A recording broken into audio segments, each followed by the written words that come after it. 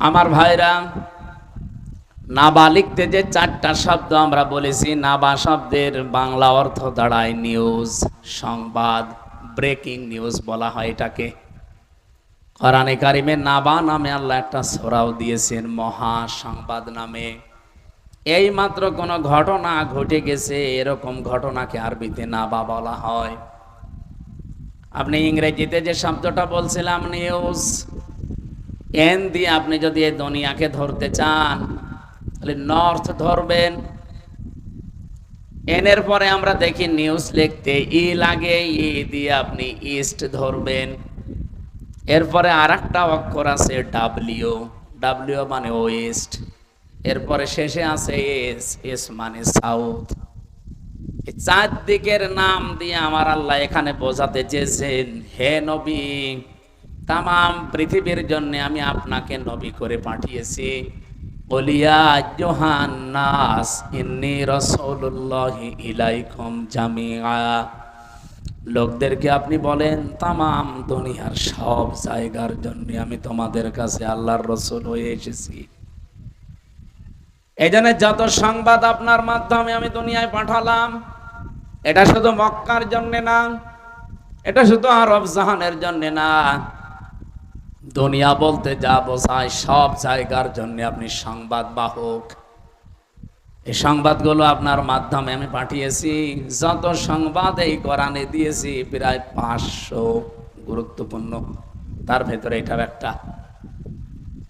আপনি আদম নবীর সন্তানদেরকে যে ঘটনা তারা ঘটিয়েছে দুনিয়ায়, ওই কাহিনীটা আপনার উম্মতের সামনে ওই ঘটনাটা শোনাবেন। কিভাবে শোনাবেন? বিল হাক্কি, যথাযথভাবে, যেভাবে আমি আল্লাহ বর্ণনা দিলাম এই সত্য কাহিনী, এইভাবেই শোনাবেন।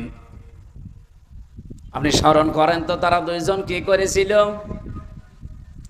তাদের জীবনে একটা কোরবানি আমি আল্লাহ শরীয়তের বিধান দিয়েছিলাম। আমাদের যেমন পশুর গলায় ছুরি দেওয়া লাগে, ওই জামানায় পশু জবাই করে ওরা চাটিয়াল ময়দানে রেখে আসতো। যার টাকা হালাল, যার সম্পদটা বৈধ, আগুন ঝলক আসতো আগুনের, আকাশ থেকে ওটা পুড়িয়ে ফেলতো। মানুষজন বুঝতো যে এই লোকটা আসল ভালো মানুষ, এর সম্পদগুলো হালাল। তো যারটা চাটিয়াল ময়দানে রেখে আসলে এরকম ময়দানে আগুন আসতো না। ওই এলাকার মানুষ তখন বুঝে ফেলতো যে বৈধ না, এ অবৈধ সম্পদ দিয়ে কোরবানি দিয়েছে। আমার মাঝে মাঝে এই আয়াতের দিকে তাকালে মনে হয়, বাংলাদেশে যদি এই শরীয়তটা থাকতো, কত সফি দরবেশ আমরা যে ধরা খেয়ে যেতাম। কত মানুষ তো ডান হাত বাম হাত নেই, বাবা শাহজালাল সব হালাল করে উপায় করছে। কথা বলছেন এখানে? মানে তাআমা লাইসা লাহু ফালাইসা মিন্না ওয়ালিয়াতাবাওয়া মাকআদাহু মিনান নার। মুসলিম শরীফের হাদিস। নবীজি বলেন, কোন ব্যক্তি যদি অন্যের জিনিস নিজের দখলে নিয়ে নেয় যেটা তার না, দুইটা শাস্তির জন্য সে যেন রেডি হয়ে থাকে। ফালাইসা মিন্না, ওই দিন থেকে সে আমি নবীর দলভুক্ত নেই, বের হয়ে গেছে। 2 নম্বরে ওয়ালিয়াতাবাওয়া মাকআদাহু মিনান নার, সে যেন জাহান্নামে টিকিট কেটে নিজের একটা স্থান বরাদ্দ করে নিল। বলেন নাউজুবিল্লাহ। সাতক্ষীরাবাসী কি বুঝলেন এই হাদিস থেকে? যেটা আপনার ছিল না ওটা যদি আপনি দখলে রাখেন, আপনি নবীর উম্মত আর নেই। আগস্টের 5 তারিখের পরে বাংলাদেশে বহু মানুষ কিন্তু এই হাদিসের ভেতরে অলরেডি পড়ে গেছে। এক কথা বলেন এখন, যেটা যার না সে কিন্তু জোর করে জবরদস্তি করে যেভাবেই হোক নিজের দখলে অলরেডি রেখেছে। এমনকি চাঁদাবাজি করে হলেও। এ জেলায় হয়তো এখনো আরম্ভ হয়নি, কুষ্টিয়াতে অলরেডি এগুলো অনেকেই করেছে। যারা এগুলো করেছেন, আপনি যতই বড় দাড়ি রাখেন, 5 ওয়াক্ত না স্বামী মুসলমানের মতো যদি 72 রাকাত তাহাজ্জুদ পড়েন, আপনি নবীর উম্মত আর নেই, বের হয়ে গেছেন। এখানে আলেম যারা আছে জিজ্ঞাসা করে বলেন তো এদের, যে নবীর উম্মত যদি কেউ না থাকে, ও নামাজ পড়লে, রোজা রাখলে, হজ করে আসলেও ওর জানাজা যাচ্ছে, অত নবীর উম্মতই নেই। ওরে জানাজা দেবেন কি করে, কবরে রাখবেন কি বলে? বিসমিল্লাহি ওয়া আলা মিল্লাতি রাসূলিল্লাহ বলবেন যে আল্লাহর নামে রাসূলের দলে দিয়ে গেলাম। অত রাসূলের দলে আর নেই। এই চরিত্র এখানে যদি কারো থাকে, আমি জানি এরকম মানুষ এখানে আসে নাই, আর ওরা এখানে আসবেও না, কিন্তু এগুলো রেকর্ড হচ্ছে, তো এজন্য বলছি, কেউ যদি এরকম চরিত্রের থেকে থাকেন, ওই সম্পদ আগে ফেরত দেবেন। এই কথা বলেন না কেন? আর আপনি যদি জেনে শুনে এরকম কোন মানুষের জানাজায় যান, কবর দিতে যান, আপনিও গুনাহগার, কারণ আপনি মিথ্যা সাক্ষী দিচ্ছেন। কি এটা বিসমিল্লাহি ওয়া আলা মিল্লাতি রাসূলিল্লাহ এটা সাক্ষী না? কেন এই মিথ্যা কথা বলা লাগবে? 3টা বছর আমি জেলখানায় ফাঁসির ওই কন্ডেম সেলের ভেতরে মাওলানা মামুনুল হকের সাথে ছিলাম। যেহেতু দিনের বেলায় আমরা বারান্দায় এক জায়গায় বসতাম, আর রাতের বেলা তালা লাগিয়ে দিত। আমার মনে হয় 3টা বছরের প্রতিদিন উনি আমাকে কথা বলতে ভোলেননি যে হামজা, বাইরে যদি যেতে পারি কোনো বেঈমানের জানাজা পড়াবো না। বেঈমান পান কোথায় আপনি? বলে বেঈমান তো ভরা। ওই দিনে হাদিসটা শুনেছিলাম ওনার কাছে।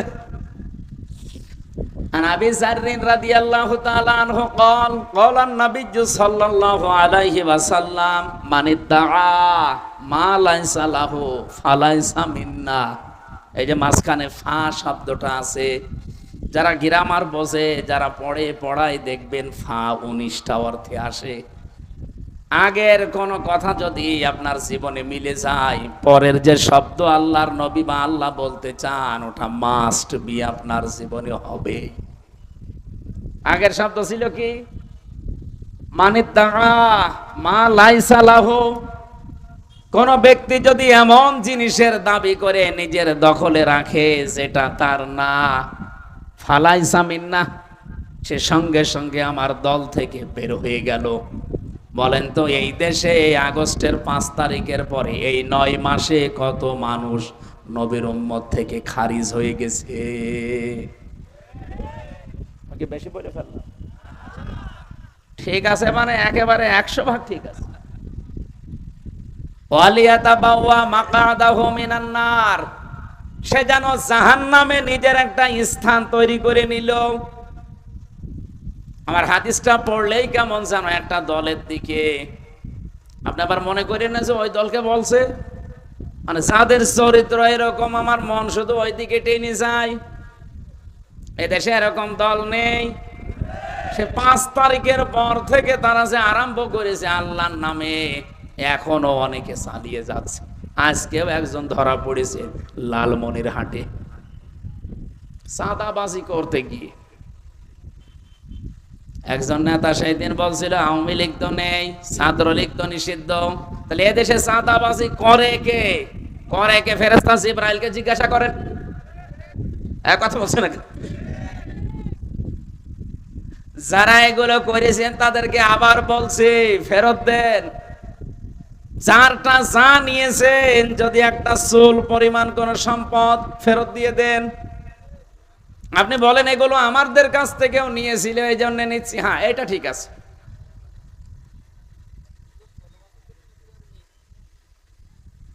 এই যে আমি পরে যে শব্দটা বললাম, এইটা ঠিক আছে।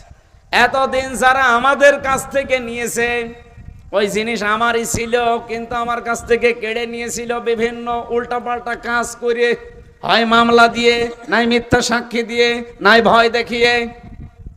এরকম কি হয়েছে বাংলাদেশে? এ জেলায় তো আরো বেশি হয়েছে।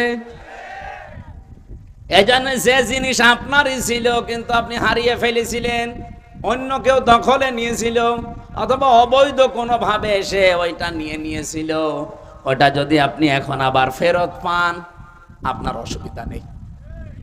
এই হাদিসের টিকার ভেতরে দেখবেন, আমি বাইরে জেলে আসতে, জেল থেকে আমি মামুনুল হকের কাছে হাদিস শুনে বহুবার শুনেছি। এটা বাইরে এসে এই হাদিসগুলো আমি মিলিয়ে 61 নাম্বার হাদিস, যতগুলো টিকা আমি দেখেছি হাদিসের, সবগুলো এই যে যা বলছি বাংলায় এইটাই আছে। বিশ্বনবী জানিয়েছেন কোন জিনিস যদি তোমারই থাকে কিন্তু এটা হাত ছাড়া হয়ে গেছে, ওইটা যদি আবার তুমি ফেরত পাও তাহলে এই হাদিসের যে শাস্তি সেই শাস্তির আওতা মুক্ত থাকবা। এই হাদিসের শাস্তি ছিল কি, যে আপনি নবীর উম্মত আর থাকতে পারবেন না, কিন্তু আপনার জিনিস যদি আপনি আবার ফেরত পান তাহলে এই হাদিসের শাস্তি আপনার জন্য না। এই যে ইসলামী ব্যাংক যারা দখল করে নিয়েছিল ওইটা যাদেরটা আবার তারা ফেরত পেয়েছে। এই কথা বললেন না কেন? না, অনেকে আবার বলছে এটাও চিন্তায় হয়ে গেছে। আপনাকে কি পাগলা কুত্তায় কামড় দিয়েছে, নাকি আপনার বিবেকের উপরে কুকুরে পেশাব করে দিয়েছে যে ব্যাংক যাদের তারা লুট করে কি করে তাদের ব্যাংক তারা ফেরত পেয়েছে? ইসলামী ব্যাংকে আপনার বাবার, বলেন আপনার বাবার যারা বানিয়েছিল তারা আবার ফেরত পেয়েছে। এই 15.5 বছরে যে যা হারিয়েছেন দখল হয়ে গেছে ওটা এখনো যদি ফেরত নেন কোনো গোনা নেই আপনার। এই সাতক্ষীরাতে যে যা উপায় করেছে অবৈধভাবে ওটা আবার নিয়ে নেবেন যদি আপনার হয়ে থাকে। দৈন্যের কোন জিনিস চোল পরিমাণও অবৈধভাবে নিজের দখলে রাখা যাবে না। কথা বোঝা গেছে না? হযরতে আদম নবীর সন্তানের কাহিনীটা কেন আল্লাহ যথাযথভাবে শোনাতে বললেন একটু খেয়াল করে শোনেন। এখানে আমাদের জন্য একটা শিক্ষা আছে। এই দুইজন ভাই তারা হাবিল আর কাবিল, এরা ময়দানে চাটিয়াল ময়দানে রেখে এসেছে জবাই করে পশু। যারটা হালাল ছিল, যার ভেতরে তাকওয়া ছিল সেটা কবুল হয়ে গেছে পুড়ে, কিন্তু যেটা কবুল হয়নি উল্টা দিকে গেছে। ও ডাক দিয়ে বলে হ্যাঁ আমারটা হয়। ওই সময় হাবিল নামে যে সন্তানটা সেও কিন্তু হাত প্রসারিত করতে পারত, তার গায়েও শক্তি ছিল। 15.5 বছরে যারা এই দেশের ইমানদারদের উপরে বিশেষ করে যারা ইসলামপন্থী এই মানুষগুলোর উপরে যা করেছেন এই মানুষগুলো কিন্তু অতটুকু না পারলেও কিছুটা করতে পারতো। কিন্তু আমরা তো কোরআনে কারিমের কাহিনী সে জন্মের পর থেকে শুনেছি। আদম নবীর সন্তান হাবিল ওই দিন বলেছিলেন না ক্বালা ইন্নামা ইয়াতাকাব্বালুল্লাহু মিনাল মুত্তাকিন। এটা আপনাদের মাদ্রাসার মাহফিল, এখানে অনেক আলেম থাকতে পারেন। ইন্নার পরে যদি মা যুক্ত হয় বাংলা অর্থ দাঁড়ায় একমাত্র, কেবলমাত্র, শুধুমাত্র, হবেই হবে, এরাই। 33টা অর্থ আছে। ইন্নার পরে মা যুক্ত করে হযরতে আদমের সন্তান কি বোঝাতে চাইলেন? শুধু তার ভাই কাবিলকে কথা বলেননি, কিয়ামত পর্যন্ত যেহেতু এই কথাটা কোরআনে আল্লাহ দিয়ে দিয়েছেন তার মানে তার বক্তব্যটা তামাম দুনিয়ার মানুষের জন্যই ছিল। যদিও ভাইকে উদ্দেশ্য করে বলেছিলেন হে আমার ভাই আপনারটা কবুল হয়নি ওটা আপনার দোষ, আমারটা হয়েছে এটা আপনার আমার নেক নিয়তের কারণে তাকওয়ার কারণে। আপনি ভালো করে শুনে রাখেন, কেবলমাত্র, শুধুমাত্র, একমাত্র যারা মুত্তাকি তাকওয়াবান এই মানুষগুলোর সম্পদ, এদের ইবাদত, এদের নিয়ত আল্লাহ কবুল করে থাকেন। সাতক্ষীরাবাসী আমি এতক্ষণ পর্যন্ত যেটা বোঝানোর জন্য পর্যন্ত আসলাম তার সামারাইজ এইটা, জোর করে কোনো কিছু আল্লাহর দরবারে কবুল করানো যায় না। কবুল করাতে হলে মাস্ট বি ভেতরে তাকওয়া তৈরি করা লাগে। আর তাকওয়া কারে বলে? আমাদের এই উপমহাদেশে আমরা অনেকে আছি যারা তাকওয়া বুঝি শুধু পোশাকের তাকওয়া, লেবাসের না। শুধু লেবাস আর পোশাকের তাকওয়া আসল না, মাস্ট বি এগুলো লাগবে। কিন্তু নবীজি তাকওয়া বলার সময় বলেছিলেন তাকওয়া হাহুনা, তাকওয়া এখানে থাকে। মানুষের অন্তরে যদি আল্লাহ ভীতি তৈরি না হয়, যেহেতু এই জায়গায় ইঙ্গিত দিলেন কেন? এখন বিজ্ঞান প্রমাণ করে দেখছে মানুষের এই 3.5 হাত বডির ভেতরে একটা গোস্তের টুকরা আছে। আলা ইন্না ফিল জাসাদি মুদগাতুন ইযা সালুহাত সালুহাল জাসাদু ওয়া ইযা ফাসাদাত ফাসাদাল জাসাদু আলা ওয়াহিয়াল কলব। জেনে রাখো, সাবধান। প্রতিটি মানুষের 3.5 হাত বডির ভেতরে একটা গোস্তের টুকরা আছে।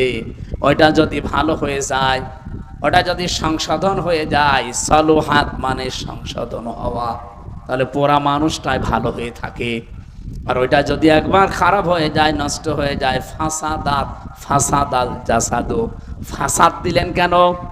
ফাসাদ মানে শুধু বিশৃঙ্খলা না, ফাসাদ মানে শুধুমাত্র অশান্তি না, ফাসাদ মানে নষ্ট হয়ে যাওয়া, ফাসাদ মানে অযোগ্য হয়ে যাওয়া, ফাসাদ মানে অবৈধ হয়ে যাওয়া।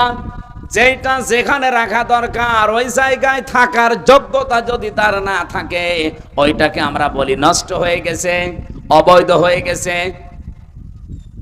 এই যে মুরগির পেটের নিচে যে 8টা 10টা ডিম আমরা দেই, সবগুলো থেকে কি বাচ্চা হয়? হয়তো 2-3টা নষ্ট হয়ে যায়, তখন মুরগির নিচে ওই যেগুলো নষ্ট, ওগুলো পা দিয়ে মুখ দিয়ে ফেলে দেয়, কারণ ওখানে থাকার জন্য একটা আলাদা যোগ্যতা লাগে। মুরগি যে তাপটা তার দেহ থেকে, শরীর থেকে এই ডিমগুলোর উপরে ছাড়বে, নষ্ট জিনিসের উপরে সে ছাড়তে পারে না।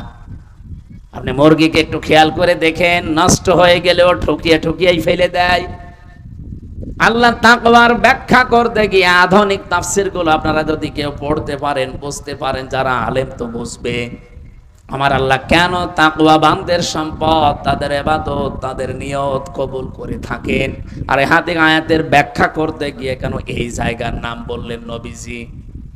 কারণ ফাসাদ, ওয়াইদা ফাসাদাত ফাসাদাল জাসাদু, শরীরের ভেতরে যে টুকরাটা আছে ওটা যদি ফাসাদ হয়ে যায়, নষ্ট হয়ে যায়, অবৈধ হয়ে যায়, অযোগ্য হয়ে যায়, 33টা অর্থ আছে শব্দের, যা হবে না কেন পুরা মানুষটাই তখন খারাপ হয়ে যায়। এই জন্য প্রথমে যার নাম নিলাম, ওই লোকটার অন্তর, ওই লোকটা অযোগ্য হয়ে গেছে, অবৈধ হয়ে গেছে।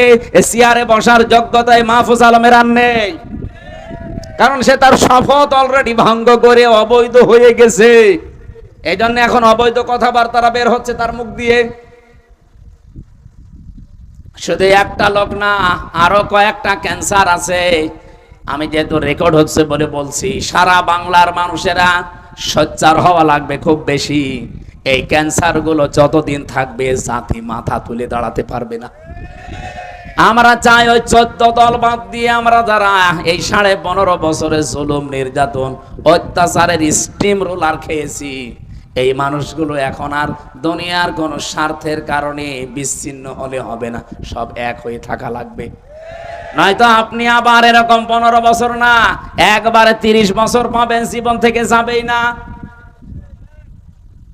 হযরতে আদম নবীর এই সন্তানের কাহিনী আল্লাহ আমাদেরকে শোনাতে বলেছিলেন। এই জন্যে আমরা যদি আজকে নিজেদেরকে পাল্টাতে না পারি, বৈধ হতে না পারি, যোগ্য হতে না পারি, এদের তাকওয়া শব্দের শাব্দিক অর্থ শুধু জুব্বা গায়ে দিয়ে, পাগড়ি মাথায় দিয়ে নামাজ পড়া না, জিকির করা না। তাকওয়া শব্দের শাব্দিক অর্থ যোগ্যতা। আপনি আধুনিক অভিধানগুলো দেখবেন, এখানে তাকওয়া মানে আল্লাহর ভয় শুধু লেখা নেই, কমপক্ষে 7টা অর্থ পাবেন। 1 নম্বরে তো আল্লাহর ভয়, আর একটা লেখা আছে যোগ্যতা, আর একটা লেখা আছে আল্লাহর নিষিদ্ধ কাজ ঘৃণা করে ছেড়ে দেওয়ার নাম তাকওয়া। আমি যে কথা বলতে চাই, হযরত আদম থেকে যে আরম্ভ হয়েছে, পৃথিবীর প্রত্যেকটি জাতি এখনো পর্যন্ত এটা চলছে। আমরা যেই জায়গায় পৌঁছানো দরকার ওই জায়গায় যদি আজও যেতে না পারি, আল্লাহর কসম আপনাকে আল্লাহ জায়গা মতো তুলবে না। আপনি যে টার্গেটই নেবেন না কেন, ওই টার্গেট পর্যন্ত যেতে পারেন না। আমার কথা ছিল কি মনে আছে আপনাদের?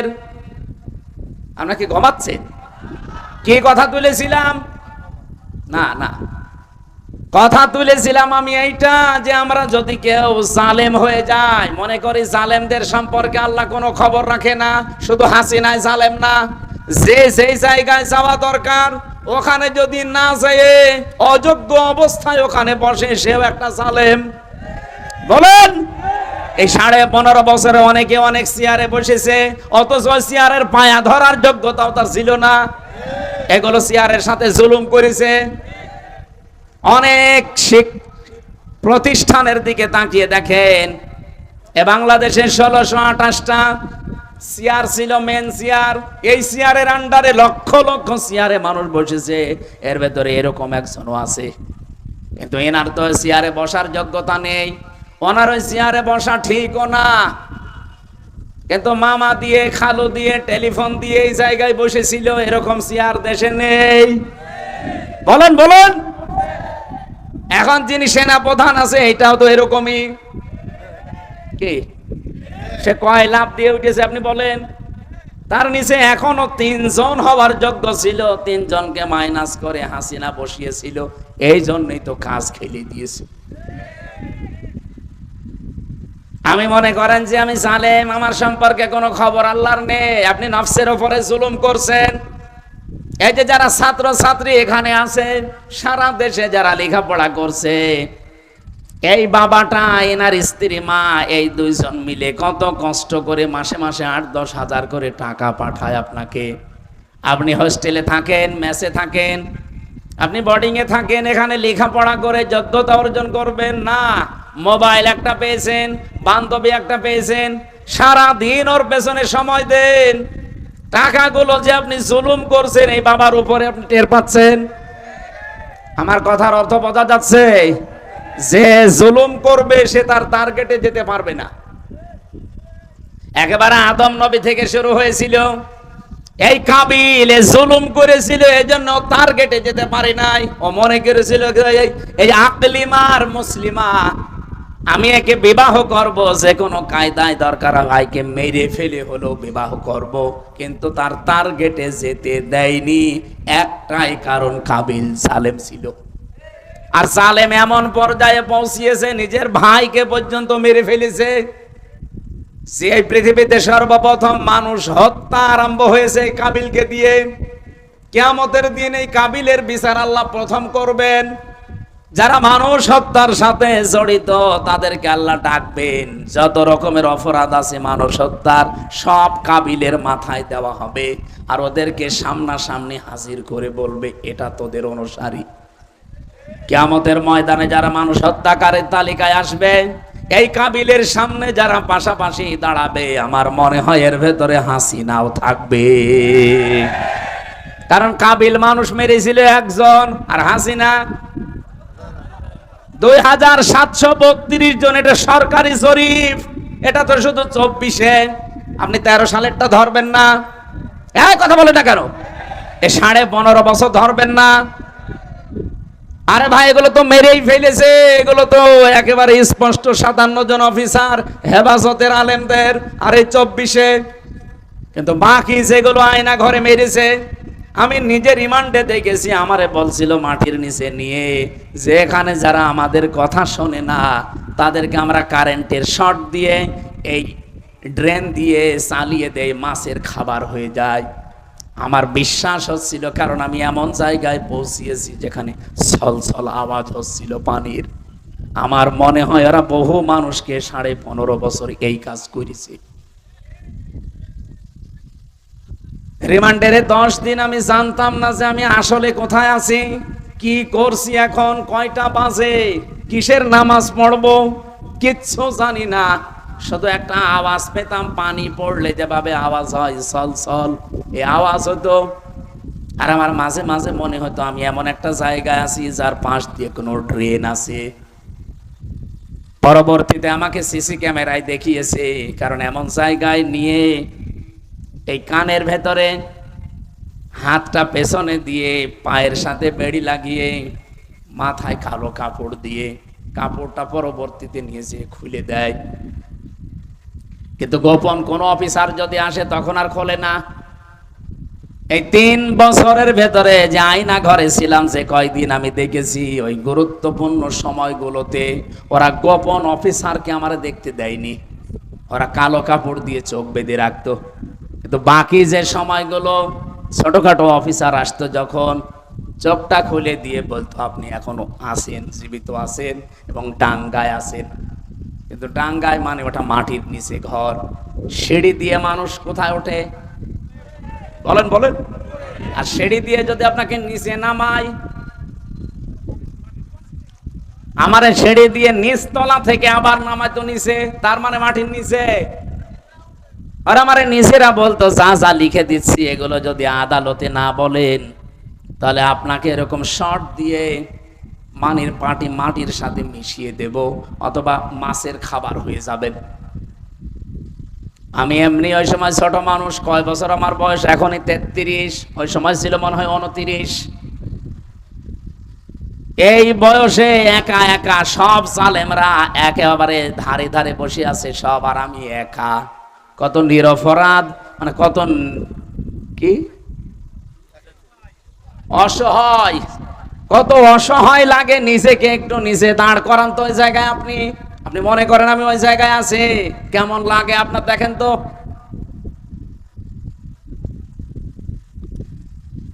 এই মানুষগুলোকে এমনি নিষিদ্ধ করা হয়নি, এদের পাপের বোঝা কোরআনে বলেছে ইন্নামা নুমলি লাহুম লিয়াজদাদু ইসমা, ওদের পাপের বোঝা পরিপূর্ণ হয়ে গেছে। তোরা একটা দুইটা মানুষ হত্যার তালিকায় থাকলে তো হয়, এ কত মানুষ আয়না ঘরে আমি জানি ওরা বিদায় হয়ে গেছে। কেউ 7 মাস 8 মাস পরে একবার খোঁজ পেত যে এখন আমাকে ডাকবে, 7 মাস 8 মাস পরে একবার ডাকে, হামজা।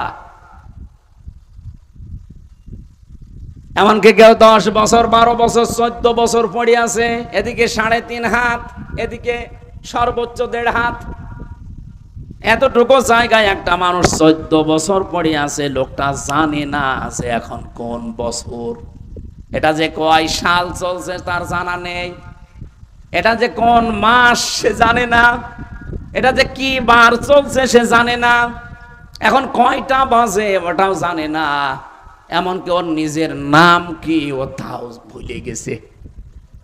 আপনি বলেন তো, একটা মানুষকে যদি 10 বছর কেউ না ডাকে, ওর নিজের নামও কেউ ডাকে না, ও যাকে জানে না যে আমার নাম কি, ওর নাম মনে থাকবে কি করে? আমার নাম তো ডাকা লাগবে নাকি?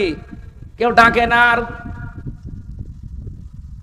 এত বড় বড় নখ হয়েছে তো মানুষের, 4 মাস 5 মাস পরে একবার একটা ব্লেড দেয় না, ওই যে নেল কাটার, ওইটা দেয়। ব্লেড ব্যবহার করা নিষিদ্ধ। ওরা মনে করে ব্লেড দিলে যদি আবার গলায় পোঁছ দেয়। এত বড় যাদের নখ হয়ে গেছে, চুল দাড়ি গোপ, দেখলে মনে হবে আপনি প্রথমে এসে জঙ্গল থেকে বেরিয়ে আসতেছে। ওরাই দেওয়ালের সাথে এভাবে লিখতো খোসা খোসা আঙ্গুল দিয়ে যে ভাই যদি কেউ বাইরে যেতে পারেন আমারে হালকা মোবাইল নাম্বারটা একটু বাইরে জানাবেন যে আমি বেঁচে আছি। এভাবে কত মানুষ হত্যা করেছে আয়না ঘরে।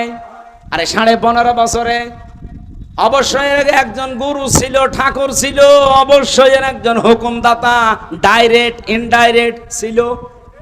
বলেন, কোরআনে কারীম জানিয়েছে কিয়ামতের দিন যে সর্বপ্রথম কাবিলের বিচার শুরু হবে, কারণ সে খনি।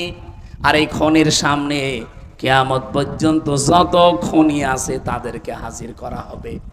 আমার মনে হয় কিয়ামতে কাবিলের সামনে হাসিনাও থাকবে। এই জন্য কাবিলের আশা আমার আল্লাহ পূরণ করেনি। ও যে পর্যন্ত যাবে ও পর্যন্ত আল্লাহ তারা যেতে দেয়নি, ওকে আল্লাহ পরবর্তীতে ধ্বংস করে দিয়েছে। এখান থেকে কি বুঝলেন আপনি? এই পৃথিবীর নিয়মটা এই, কেউ যদি জুলুম করে, জুলুম করলে আল্লাহ তাকে ওর জায়গা পর্যন্ত যেতে দেয় না, তাকে আগেই লেজ কেটে দেয়। এই জন্য ইন্না শানিয়াকা, বলেন বলেন, ইন্না শানিয়াকা হুয়াল আবতার, হে নবী ওরাই নির্বংশ হয়ে যাবে। বাস্তবতা এইটাই দেখেছি।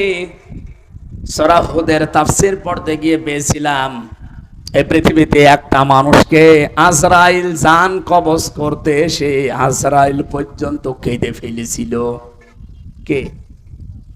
সাদ্দাত।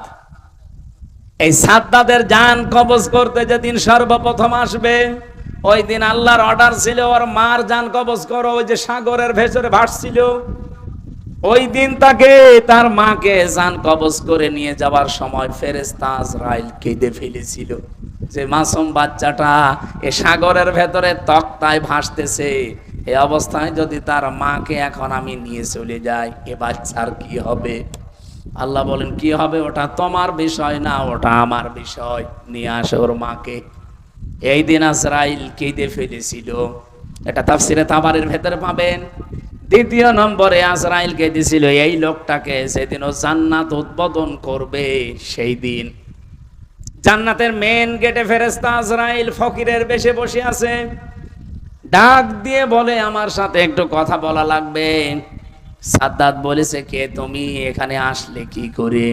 বলে কানটা একটু নিচু করেন ঘোড়ার পিঠ থেকে, কানে কানে বলতে চাই।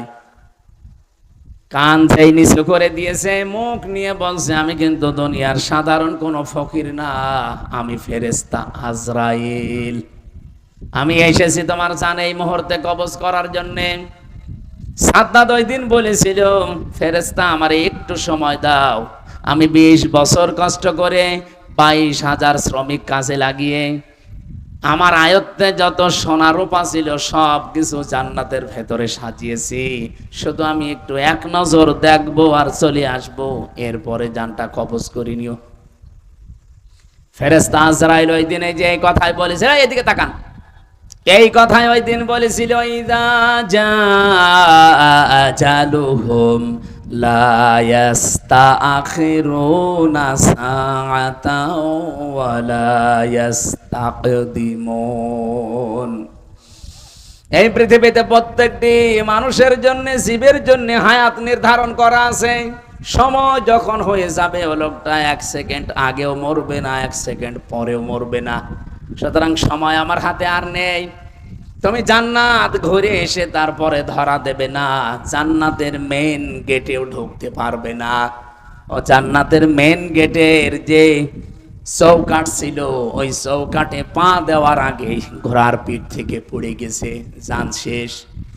তাফসিরে মুফাসসির এখানে লিখতে চেয়েছেন, আমি বললাম তাবারিতে আছে, আপনি একটু বাড়িতে যদি পারেন দেখেন শিক্ষার জন্য।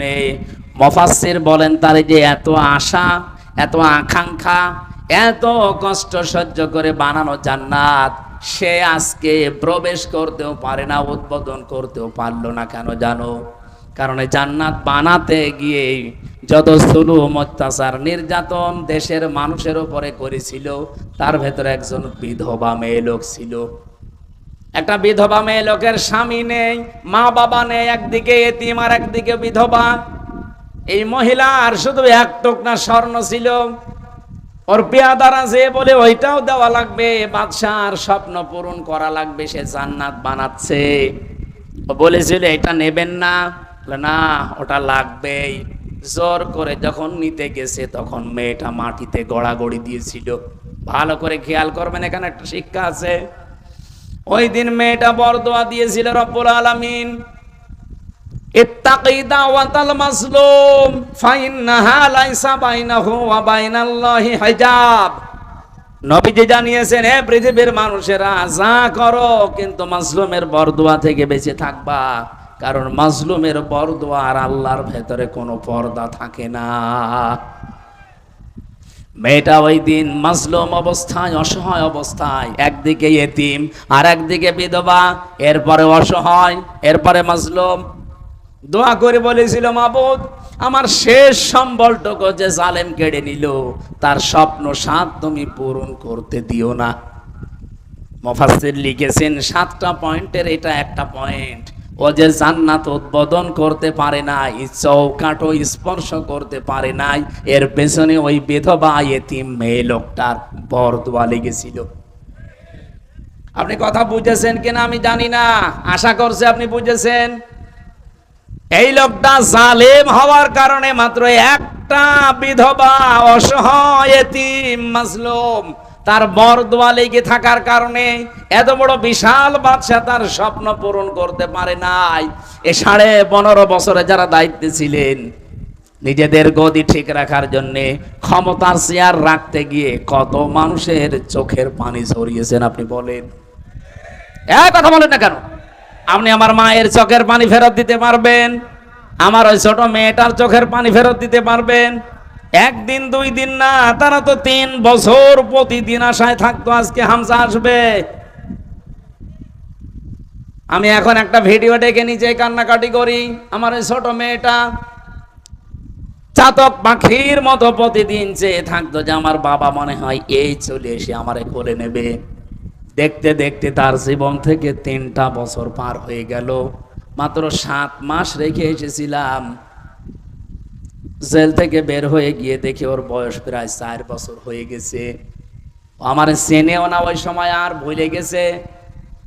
যেদিন জেল থেকে বাড়ি যেয়ে পৌঁছালাম ওই দিন আমার হাত ধরে বলছো, হুজুর আমাদের বাড়ি চলেন। আমি যে ওর বাবা, ও আমারে আর চিনি না। এখনো পর্যন্ত মেয়েটা স্বাভাবিক না, যে 1টা বছর হতে চলছে এখনো কাছে আসতে চাই না। ও দুঃখ পেতে পেতে ছোট মানুষটা পাথর হয়ে গেছে। আমার মতো হাজার হাজার হামজার মায়ের চোখের পানি, সন্তানের স্ত্রীর কত আর্তনাদ এই জালেমের চোখ চেয়ারের সাথে লেগে আছে। আপনি বলেন, সাদ্দাদের পেছনে মাত্র মনে করেন একটা মহিলার চোখের পানি মিশেছিল আর্তনাদ।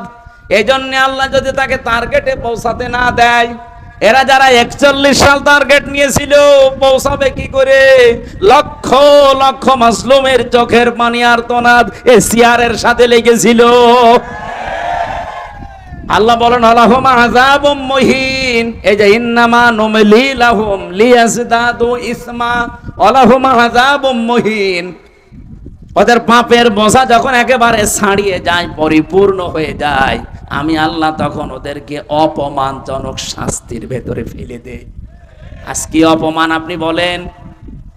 এর চাইতে আর কি অপমান হবে? আজকে ভারতে সংবাদ সম্মেলন করছে একজন অ্যাডভোকেট।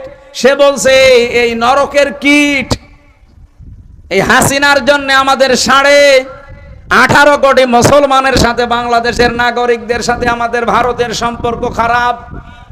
মোদিকে বারবার বলছি ওকে যেন এই দেশে আর রাখা না হয়। দুনিয়ার কেউ ওকে নেয়নি, আমেরিকা নেয়নি, ব্রিটেন নেয়নি, রাশিয়া নেয়নি, ওরে আমরা নেব কোন দুঃখে? ও যদি নিজের দেশে যেতে পারে যাক, না হলে ও যেন এই দেশ থেকে বেরিয়ে মরে যায়। আমি আসার সময় ভিডিও দেখছিলাম, অ্যাডভোকেট বলছে ও যেন মরে যায়। তামাম দুনিয়ার 257টা দেশ তাকে নিতে কেউ রাজি না, শুধু স্বামী বলে নিয়েছে। তাও তো বৈধ স্বামী না, অবৈধ। কারণ এই দাদার সাথে যদি এখন বিয়ে দেওয়া লাগে, দাদার আবার মুসলমানি দেওয়া লাগবে। আরে বুড়ো বয়সে মুসলমানি আপনি হাসাম পাবেন কোথায়? বুড়ো হাসাম লাগবে না? এরকম যুবক মানুষ দিয়ে কাটতে দেবেন, দেখা যাচ্ছে আগা কাটতে যে গুড়া কেটে ফেলবে। বুড়ো হাসাম আপনি পাবেন কোথায়? এখন আছে? সাতক্ষীরা থাকলে পাঠিয়ে দেন। ও দাদার আগে মুসলমানি দিয়ে নিক, এরপরে কবুল পরে। কেউ রাজি হচ্ছে না। এই যে আমি আলাহুম আযাবুম মুহিন সূরা আলে ইমরানি পড়েছিলাম, আল্লাহ তাকে নিকৃষ্ট শাস্তির ভেতরে ফেলবে। একেবারে খাপের খাপ আল্লাহ ফেলে দিয়েছে। এই জন্য কোন মানুষ যদি জুলুম করে, জালেম যারা, তাদেরকে আল্লাহ টার্গেট পর্যন্ত যেতে দেয় না, তার আগেই তার লেজ কেটে দেয়। এটা পৃথিবীতে হয়েছে, কিয়ামত পর্যন্ত এইভাবে হবে। এই জন্য কেউ কারো উপরে জুলুম করবেন না। এখনো অনেকে জুলুম করছেন। বাংলাদেশ জামাত ইসলামী এটা একটা মাজলুম দল। ওই 71-এর 47-এর এ সমস্ত ধোয়া তুলে যদি এদের উপরে আপনি আবার অবিচার করেন, এই 54 বছর দেখলেন না যে বাংলাদেশের চরিত্র ভালো কাদের? এই কথা বলেন না কেন? ওই 71-এর আগের গণগান বাদ দেন। এই দেশে রাজাকারের তালিকা দিয়েছিল না? এই কথা বলেন না কেন? 1000 তালিকার ভেতরে আপনি দেখেন, এই যে আমার কাছে তথ্য আছে, রিপোর্ট করা একেবারে, কারা কারা কি করেছে আমি রিপোর্ট করে এনেছি, আমি নিজের বানিয়ে বলছি না। তালিকায় পেয়েছিলাম জামাত ইসলামের মাত্র 37 জন, তার ভেতরে 13 জন মরে গেছে। বিএনপির আছে 1024 জন, আওয়ামী লীগের আছে 8060 জন, আর অন্যান্য দলে আছে, জাতীয় পার্টি বা অন্যান্য দল মিলে 879 জন। 15 ডিসেম্বর 2019 তৎকালীন মুক্তিযুদ্ধ বিষয়ক মন্ত্রী আকর্মা মোজাম্মেল এই তালিকা প্রকাশ করে। স্বাধীনতার প্রায় 49 বছর পরে জানতে পারলাম যে আসল রাজাকার কারা, এবং রাজাকারের তালিকায় যে ইন্টারনেটে আছে, আপনি নামিয়ে নেন। 2 দিন আগে প্রকাশ পেয়েছে আওয়ামী লীগের তৈরি করা মন্ত্রী মুক্তিযুদ্ধ বিষয়ক, যেটাই অকর্মা মুজাম্মেল, এই শয়তানও নাকি মুক্তিযুদ্ধ ছিল না, এও নাকি ভুয়া মুক্তিযোদ্ধা। আমি যে মাহফুজ আলমের নাম নিয়ে বললাম অবৈধ উপদেষ্টা, এমনি বলি নাই। এই শয়তান কি বলেছে আপনি আজকে দেখেছেন? সেই 71, সেই 47 ওগুলো টেনে আনতেছে। আরে ভাই, ওগুলো মানুষ এখন আর খায় না।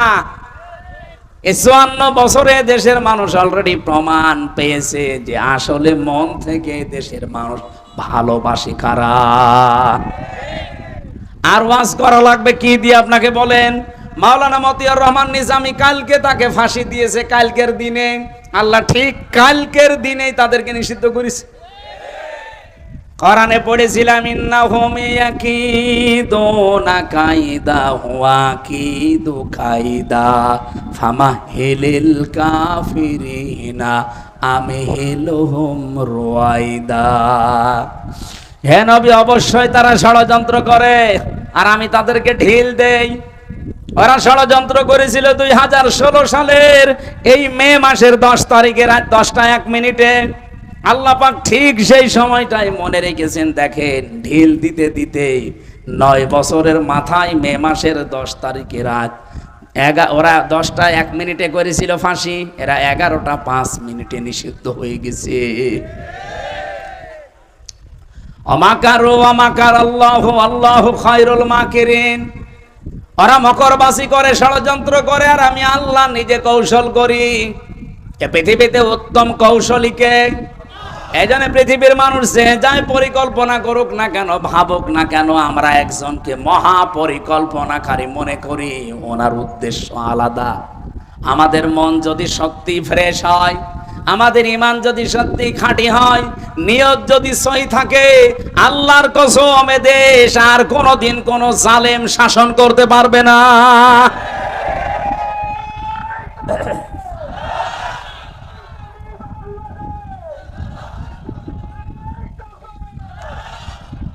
আপনারা যদি মন খারাপ করেন যে না, নাম বললো কেন, আরে ভাই, এটা প্রমাণ বাংলাদেশে অলরেডি হয়ে গেছে। মাওলানা মতিয়ার রহমান নিজামী মন্ত্রী ছিলেন, শুধু এমপি না, মন্ত্রী ছিলেন। মন্ত্রীর চেয়ার 5 বছর চালিয়ে 36 টাকা রাষ্ট্রকে ফেরত দিয়েছে। এর চাই তার কি প্রমাণ লাগবে বাংলাদেশে আপনার কাছে বলেন? আমরা তো সবাইকেই দেখেছি। আরে আমার নাই 33 বছর, আমি নাই সব না দেখলেও এ মুরব্বী তো দেখেছে।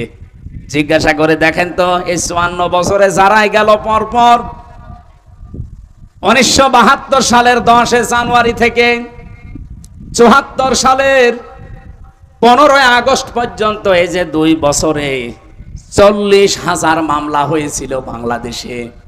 কিন্তু জামাত ইসলামের একজনের বিরুদ্ধেও কোনো মামলা আপনি দেখাতে পারবেন না। তখন কিছুই বললেন না কেন? কি শক্তি আপনাকে বাধা দিয়েছে আপনাকে বলা লাগবে? আমি যা তথ্য বলছি সব নিজে পড়েছি, ইতিহাস।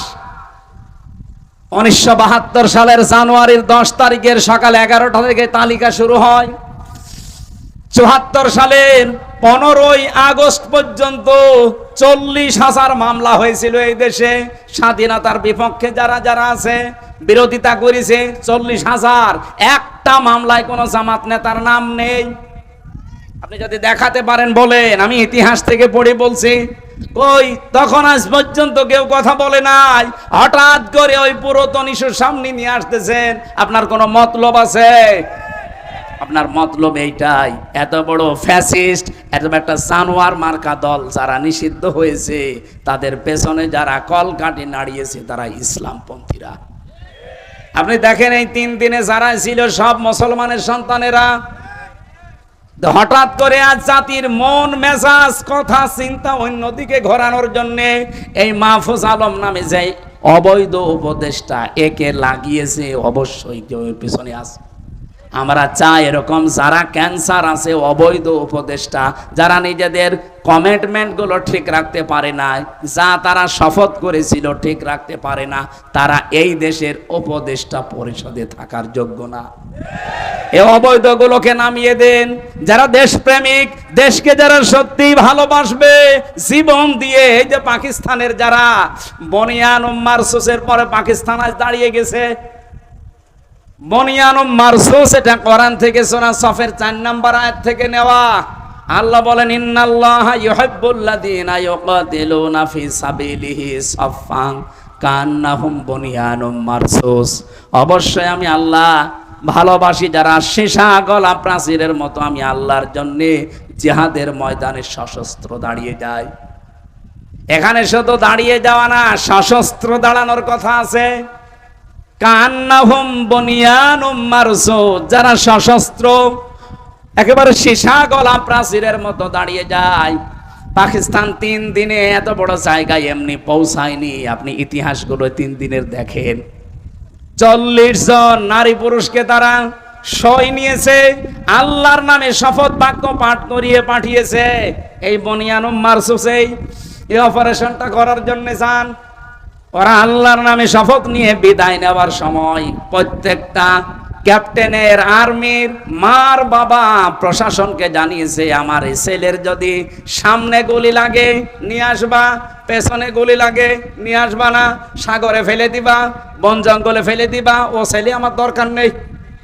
40 জনকে ঠিক কোরআনের এই আয়াত মেনে ওরা পাঠিয়েছে। ওরা সব ঠিক মতো আঘাত করে আবার ফিরে এসেছে। একটাও মরে নাই, 40 জনের সব ফেরত এসেছে।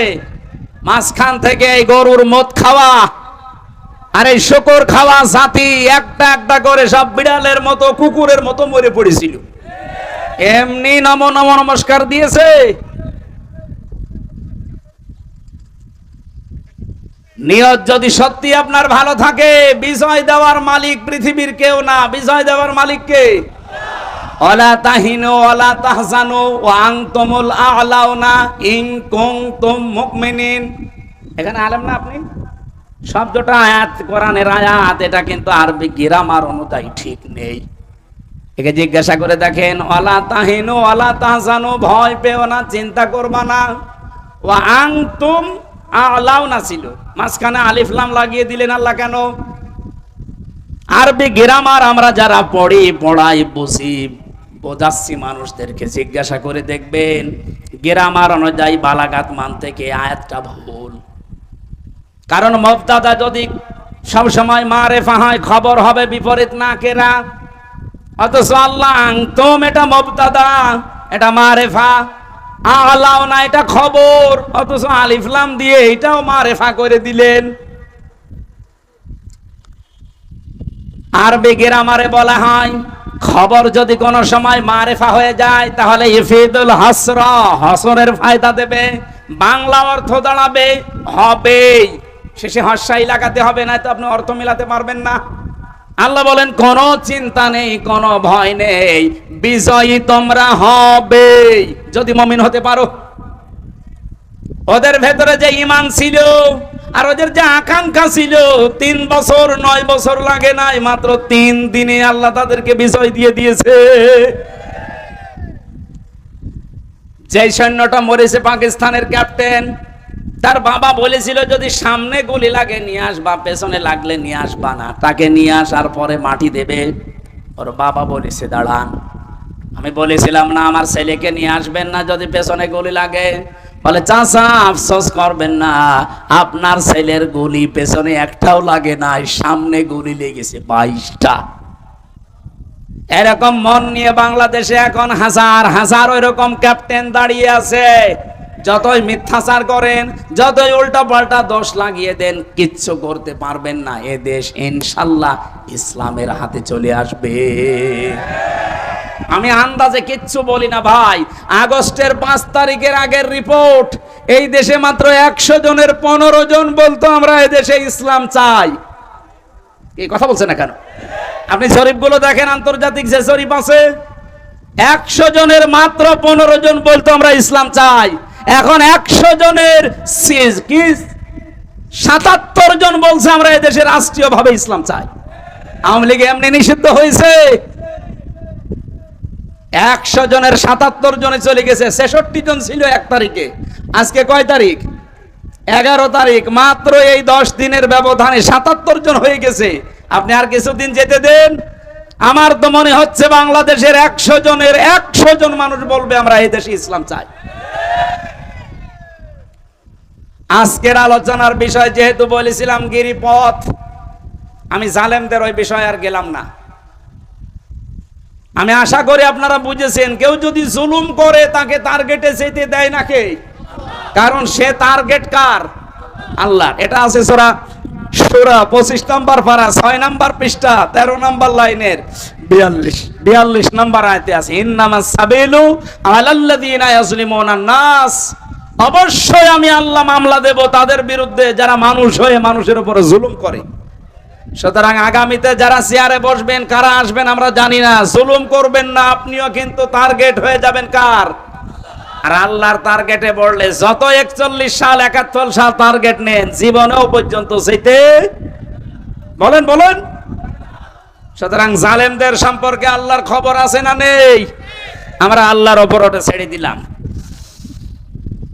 আজ বাংলাদেশে বহু মানুষ এমন এখনো পর্যন্ত মনে করে যে আমি নামাজ পড়ি, রোজা রাখি, পাগড়ি গাই, পাগড়ি পরি, আমি তাহাজ্জুদের নামাজ পড়ি, দান সাদকা করি, এই তো হয়ে গেল। আবার দলদারি করা লাগবে, আবার ওই কঠিন পথে যাওয়া লাগবে। আল্লাহ সেইটাই জানিয়েছেন, সফল হতে চাও উলাইকা আসহাবুল মাইমানা। যদি সৌভাগ্যশালী হতে চাও, সফল হতে চাও, এই উপরে বর্ণিত কয়েকটা কাজ জীবনের সাথে মিলিয়ে নাও। আল্লাহ রাব্বুল আলামিন কয়েকটা নিয়ামতের কথা আমাদের প্রথমে স্মরণ করিয়েছেন, এরপরে দিয়েছেন ফালাকতাহামাল আকাবাতা ওমা আদরাকা মাল আকাবা। আমি যাব ব্যাখ্যায়, আগে দেখি কয়েকটা নিয়ামত। আলাম নাজআল্লাহু আইনাইন ওয়া লিসানা ওয়া শাফাতাইন ওয়া হাদাইনাহুন নাজদাইন। রাব্বুল আলামিন বলেন, মানুষকে আমি কি দুইটা চোখ দেইনি? আলাম নাজআল্লাহু আইনাইন, দুইটা চোখ কি আমি দেইনি? চোখ কেন দিয়েছেন আল্লাহ? শুধু দেখার জন্যে? আল্লাহ রাব্বুল আলামিন চোখের জন্য যত কথা কোরআনে কারিমে দিয়েছেন, দুইটা আরবি আমি চোখের ব্যাপারে পেয়েছি। চোখ দিয়ে মানুষ যেহেতু দেখে, দেখার গুরুত্বপূর্ণ আরবি হচ্ছে নাজারা আর র মানে নরমাল ভাবে কোনো কিছু দেখা, আর নাজারা মানে গবেষণা করে দেখা। আল্লাহ দুইটা ব্যাখ্যা এখানে দিতে চেয়েছেন। মানুষকে একটু চিন্তা ভাবনা করে না তার চোখটা নিয়ে, যে কি দিয়ে আমি আল্লাহ চোখটা বানালাম? বিজ্ঞান এখন প্রমাণ করছে আমাদের এই চোখের ভেতরে পুরাটাই পানি। পুরাটাই কি? 5টা জিনিস আপনি এর ভেতরে এখন পাবেন। চোখ খোলেন, এর ভেতরে মনি আছে, লেস আছে, লেন্স আছে, ইকুয়াল আছে, ডিফ ইকুয়াল আছে। পৃথিবীতে আল্লাহ চোখের ভেতরে ছোট্ট একটা কালো জায়গা তৈরি করে রেখেছেন। এত বড় একটা ছোট্ট ক্যামেরা, ওই কালো জায়গাটা বিজ্ঞান এখন জানিয়েছে তামাম দুনিয়া যদি আপনি চোখ দিয়ে একবারে দেখেন, এরপর ওই কালো জায়গাতে আরো জায়গা ফাঁকা থাকবে। তামাম দুনিয়াও যদি দেখেন, এরপরও জায়গা ফাঁকা থাকবে। চোখে আল্লাহ এমন লেন্স লাগিয়ে দিয়েছেন। আল্লাহ বলেন, মানুষকে একটু নজর করে না তার এই চোখের দিকে? কত কিছু আমি তাকে দেখার সুযোগ করে দিয়েছি। তাকাও আমার আসমানের দিকে, জমিনের দিকে। আফালা ইয়াতাদাব্বারুনাল কুরআনা মা আলা কুলুবিন আকফালুহা। সর্বোপরি আমার কোরআন কি তারা একটু দেখে না, ভাবে না, চিন্তা করে না? তার মানে এটা দেখলেই তো আপনি চিন্তা করবেন, ভাববেন। এটা দেখে না, এটা চিন্তা করে না, ভাবে না, নাকি ওদের অন্তর তালাবদ্ধ হয়ে গেছে? ইন্না ফি খালকিস সামাওয়াতি ওয়াল আরদ ইখতিলাফিল লাইলি ওয়ান নাহার লা আয়াতিল লিউলিল আলবাব। আসমান জমিনের দিকে একটু তাকাতে পারো না? আমি এগুলো তো অনর্থক বানাইনি। এর ভেতরে চিন্তাশীল যারা, এদিকে তাকালে তাদের চিন্তার খোরাকি মিলবে। আমি আল্লাহ তাদেরকে সবচাইতে গুরুত্বপূর্ণ দুইটি জিনিস পুরা শরীরের ভেতরে, তার নামেই চোখ। এই চোখের দিকে একটু যেন সে নজর করে। চোখে আবার নজর করে কি করে? চোখই তো মানুষকে নজর করে দেখবে, তাকাবে, যে চোখের ভেতরে আবার নজর কি? আফালা ইয়ানজুরুনা ইলাল ইবিলি কাইফা খুলিকাত। নাজারা শব্দের ব্যাখ্যা বলছিলাম না, শুধুমাত্র দেখার নাম নাজারা না, গবেষণা করে দেখার নাম নাজারা। উঠের দিকে আল্লাহ তাকাতে বললেন, নজর দিয়ে গবেষণার দৃষ্টিতে একটু তাকাও, কেমন ভাবে মরুভূমির জাহাজ বানিয়ে রেখেছি। একটা একটা করে এখানে প্রায় আমি 89টা জিনিস পেয়েছি তাফসিরে, শুধু এই যে নাজা আল্লাহু আইনাইন। আপনি চোখ দিয়ে কি কি দেখতে পারেন আর কি কি নিতে পারেন ওখান থেকে। অলিসানা ওয়া শাফাতাইন, আমি কি মানুষকে একটা জহব্বা দেয়নি, ঠোঁট দেয়নি, এই যেটা দিয়ে মানুষ কথা বলে। বিজ্ঞান এখন প্রমাণ করছে জহব্বার ভেতরে আমার আল্লাহ 4500 আচ্ছাদন স্তর দিয়ে রেখেছে। আপনি যদি 4500 খাবার একবারে জহব্বার উপরে দিতে থাকেন, একটার পরে একটা, জহব্বা স্বাদ নিতে নিতে বলতে পারবে এইটার এই স্বাদ, এইটার এই স্বাদ। তো বাস্তবে এই পৃথিবীতে আজ পর্যন্ত আমার যতটুকু দেখা চোখে, যতটুকু পড়াশোনা করে পেয়েছি, 220 প্রকারের উপরে কোনো খাবার আমি এই পৃথিবীতে পাইনি। শুধু বাংলাদেশ না, বিশ্বের বহু দেশে আল্লাহ আমার এই ছোট বয়সে ঘুরিয়েছে। ছোট মাত্র 220 প্রকার খাবার আমি আজ পর্যন্ত পেয়েছি, এর উপরে আমি আর পাইনি। সাতক্ষীরা যত নামি দামি রেস্টুরেন্ট হোক, হোটেল হোক, বলেন তো সর্বোচ্চ কত প্রকার খাবার রান্না হয়? নাই 25-30 প্রকার। আমি গাজীপুরে একটা হোটেল পেয়েছিলাম নিরিবিলি, ওখানে 180 প্রকার খাবার রান্না হয়। হোটেলের মালিক তো তামিয়া আমার একটা মাহফিল নিয়েছিল, ওরে বললাম ভাই যা আছে সব নিয়ে আসেন। খাবার একটা একটা করে নিয়ে আসছিল। এটা কি? কাঁঠালের পাতা ভর্তা। কাঁঠালের পাতা ভর্তা করে একটা তরকারি বানিয়ে দিয়েছে। এইটা কি? বাঁশের পাতা ভর্তা। মানে কায়দা কৌশল করে করে, বিভিন্ন জিনিস দিয়ে ওইটা ভর্তা করে দেয়। এরকম যত রকমের মাছ আছে, যত রকমের ডিম আছে, শুধু মুরগির ডিম, হাঁসের ডিম, পাখির ডিম না, যত রকমের ডিম হতে পারে সব ডিম ওর কাছে পাবেন। যত রকমের মাছ আছে ওই হাওড় এলাকায়, কিশোরগঞ্জের, ওই সবও নিয়ে আসে। যত রকমের গোশত পাওয়া যায়, জায়েজ যেগুলো সব রান্না করে। সব মিলে আমি ওর ওই যে জায়গায় খাবার বিছিয়ে রাখে, একটা একটা করে গণনা করে দেখেছি 180 প্রকার। এর উপরে আর বলছে আমরা আর পারি না। আর পাবেন কোনে? আপনি কাঁঠালের পাতা ভর্তা করে তরকারি বানিয়ে দিচ্ছে, আপনি আর পাবেন কোথায়? অথচ আল্লাহ ঝট্টায় কয়েক ইঞ্চি জহব্বার ভেতরে আচ্ছাদন স্তর দিয়েছেন কত? আল্লাহ লিসান এমনি দিয়েছেন, লিসানা ওয়া শাফাতাইন। আমি কি মানুষকে জহব্বা একটা দেইনি যেটা দিয়ে সে কথা বলে? ঠোঁট দিয়েছি। শুধু জহব্বা থাকলেই কথা বলতে পারবে না, ঠোঁট থাকা লাগবে। এই জন্য ঠোঁট কাটা যাদের, ওদের কথা স্পষ্ট হয় না। কি কথা বলছে না কেন? ঠোঁট কাটা যাদের, এমনকি জহব্বা যদি কারো একটু ছোট হয়, কথা বেঁধে যায়, গোংড়ানো ভাব হয়। আল্লাহ বলেন তোরটা তো ওইভাবে ছোট করিনি, তোর ঠোঁট আমি কেটে দেইনি। ঠোঁট দিয়েছি 2টা, জহব্বা দিয়েছি একটা, কথা বলার মতো যোগ্যতা দিয়েছি। এমনকি অনেকের ঠোঁট আছে, জহব্বা আছে, সব পরিপূর্ণ মাপ আছে, কিন্তু কথা বলতে পারে না। বাক শক্তি আল্লাহ রুদ্ধ করে দিয়েছে। তো যাদের দিয়েছে আল্লাহ তাদেরকে নিয়ামতটা স্মরণ করিয়েছেন। ওয়াহাদাইনাহুন নাজদাইন, আমি তোদের জন্য 2টা পথ বাতলিয়ে দিয়েছি, ঘোষণা দিয়েছি, একটা ভালো একটা মন্দ। এই পথগুলোর কথা বলতে বলতে আমার আল্লাহ এবার আলোচনার ধরন পাল্টিয়ে ফেলেছেন। ফালাকতাহামাল আকাবাতা ওয়া মা আদরাকা মাল আকাবা। হে নবী, আপনাকে কিসে জানাবে? ওই ঘাঁটি সম্পর্কে, ওই গিরিপথ সম্পর্কে, যেই গিরিপথ বাড়ি দিয়ে জীবনের সফলতা নিয়ে আসা যায়।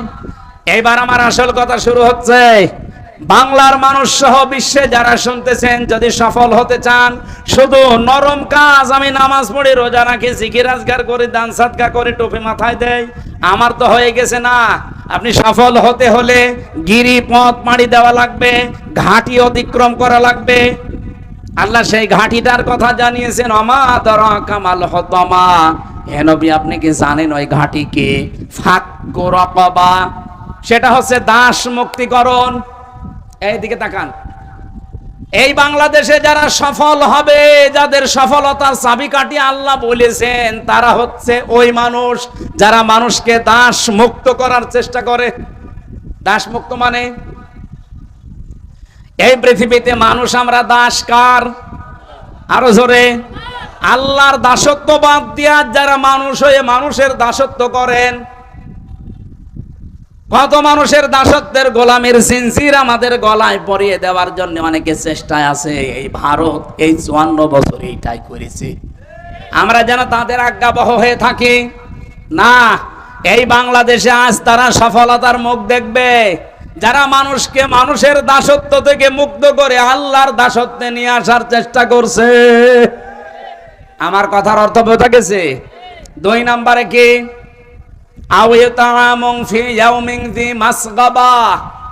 যে মানুষগুলো এই পৃথিবীর ময়দানে এতিমের মুখে খাবার তুলে দেওয়ার জন্য ব্যস্ত। এতিম মানে শুধু মা বাবা নেই, এরা এতিম না, অসহায় মিসকিন এতিম যারা, এদেরকে খাবার পৌঁছিয়ে দেওয়ার জন্য যারা কর্মসূচি নেয়। এই যে তাপদাহ চলছে আজ বাংলাদেশে, অলরেডি 45 ডিগ্রি চলছে আপনার সাতক্ষীরায়, মংলায় চলছে 49 ডিগ্রি সেলসিয়াস, কুষ্টিয়ায় চলছে 43। মানুষের না বিশ্বাস উঠে যাচ্ছে। আর সারা বাংলাদেশে প্রায় 34 জনের উপরে হিট স্ট্রোক করে হাসপাতালে, অনেকে মরেই গেছে। এই কঠিন অবস্থায় আজ যারা মানুষের পাশে দাঁড়িয়েছে, আপনি বলেন। কুষ্টিয়ায় দেখলাম বাংলাদেশ জামাত ইসলামের পক্ষ থেকে স্যালাইন, পানি আর শরবত নিয়ে এই পথচারী যারা আছে, যারা খেটে খায়, তাদেরকে দিয়ে আসতেছে।